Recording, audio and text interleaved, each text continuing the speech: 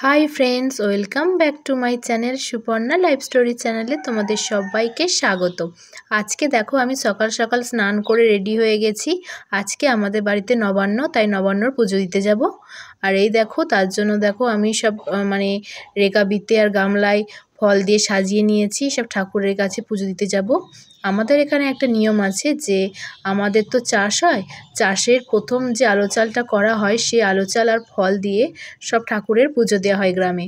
তাই দেখো আমি সব স্নান করে জোগাড় করে নিয়েছি আর এখানে সব সাজিয়েও নিয়েছি, ফল দিয়ে চাল দিয়ে সাজিয়ে নিয়েছি।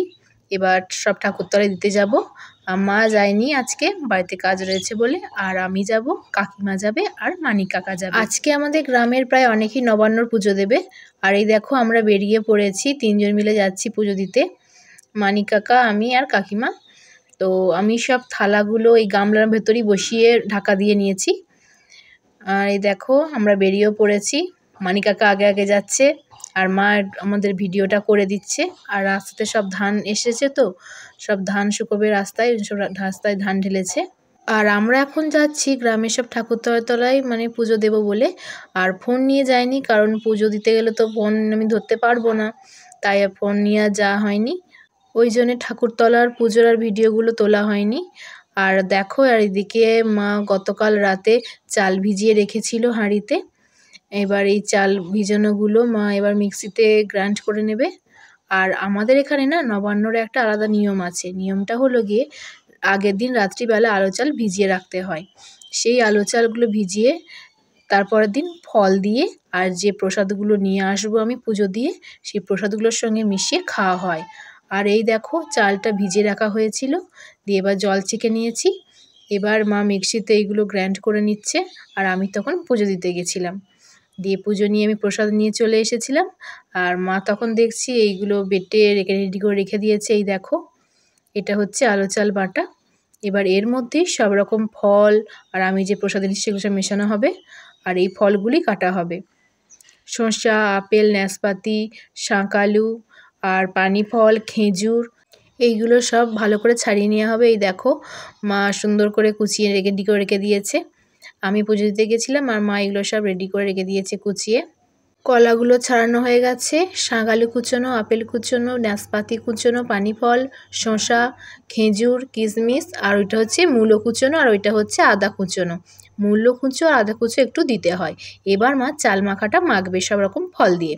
তার জন্য দেখো আলো চাল বাটাটা নিয়ে নিয়েছে, আর আলো চাল বাটার ওপর চিনি দিচ্ছে। এটা তো একটু মিষ্টি মিষ্টি খেতে লাগে, তাই চিনি দিয়ে দিল অল্প করে। এবার ভালো করে চিনিটার সাথে চাল বাটাটা মিশিয়ে নিচ্ছে। তোমাদের বাড়িতে কাদের কাদের নবান্ন আছে একটু প্লিজ কমেন্টে জানাবে। আর তোমাদেরও কি এইভাবে চাল বাটা করে, চাল বাটা এরকম ফল দিয়ে মেখে খেতে হয়, এরকম নিয়ম কি তোমাদের আছে সেটা কিন্তু কমেন্টে জানাতে ভুলো না। আর এই দেখো কলাগুলো মা দিয়ে দিচ্ছে। আমাদের এই নিয়ম আছে, আর আমি ছোটোবেলা থেকে এই নিয়মই দেখে আসছি। মা যে ফলগুলো কুচিয়ে রেখেছিল এইসব কলাগুলো দিয়ে আগেই চাল বাটাটা মাখবে। আমাদের গ্রামে প্রত্যেক ঘরে এইরকমই চাল বাটা হয়, আর এইটা খেতেও কিন্তু খুবই টেস্টি হয় আর দারুণ লাগে খেতে।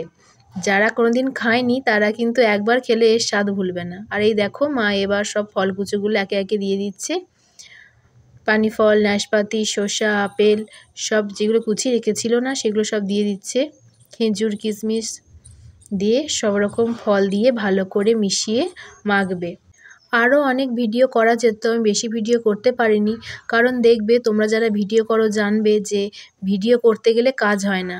আর এইগুলো তো এই দিন তো সবার বাড়িতেই কাজ থাকে, নবান্ন বলে কথা, তাই কাজ করতে গিয়ে আর ভিডিও বেশি করা হয়নি। যেটুকু করতে পেরেছি সেটুকুই তোমার সাথে শেয়ার করছি। এই দেখো মা সব ফলগুলো দিয়ে দিয়েছে, এবার সব ফলগুলো দিয়ে ভালো করে মেখে নিচ্ছে। সে যেমন সিন্নি করে না, ঠিক সিন্নির মতনই এটা আর কি, খানিকটা ওরম, কিন্তু খেতে দারুণ লাগে। তোমরা বানিয়ে এরম খেতে পারো আলো চাল বাটা দিয়ে সব রকম ফল দিয়ে। এই দেখো কি সুন্দর মাখা হয়ে গেল। অনেকে আবার এটাতে গুড় দিয়েও মাখে। গুড় দিলে কি হয়, এটা লাল পাড়া হয়ে যায়, আর চিনি দিলে এরম সাদা থাকে। আমাদের চিনি দিয়েই খাওয়া হয়, তাই আমরা চিনি দিই। আর এই দেখো মায়ের চাল বাটাটা মাখা কমপ্লিট হয়ে গেছে। এবার এতে মা 2 প্যাকেট আমুল দুধ দেবে। 2 প্যাকেট আমুল দুধ দিলে জিনিসটা বেশি খেতে টেস্টি হয়, ওই জন্য মা 2 প্যাকেট আমুল দুধ এখানে দিয়ে দিল। ছোট পাতা আর কি 2 পাতা আমুল দুধ এখানে দিয়ে দিল। এবার দুধটা দেওয়ার পর মা ভালো করে চাল বাটাটার সঙ্গে মিশিয়ে দিচ্ছে। আর এই দেখো তৈরি হয়ে গেছে আমাদের নবান্নর চাল বাটা। আর এই চাল বাটা কিন্তু প্রথমে আমরা খাই না, প্রথমে দেওয়া হয় দেখো কলা পাতা ছোটো ছোটো করে কেটে প্রথমে দেওয়া হয় পক্ষীকে, মানে ছাদেতে দিয়ে আসি যারা পাখিরা খায়, তারপরে তুলসী তলায়, তারপরে দেওয়া হয় ঘরে ঠাকুরের কাছে, আর তারপরে দেওয়া হয় গরুকে। এইভাবেই আমরা সবাইকে আগে ঠাকুরকে দিয়ে তারপরে আমরা খাই। সবাইকে দেওয়াও হয়ে গেছে। আর এই দেখো আমি বাটি নিয়ে বসেও পড়েছি চাল বাটা নিয়ে। মোহর আর আমি চাল বাটা খেলাম। এই দেখো মোহর এসছে নবান্ন করতে আমাদের এখানে।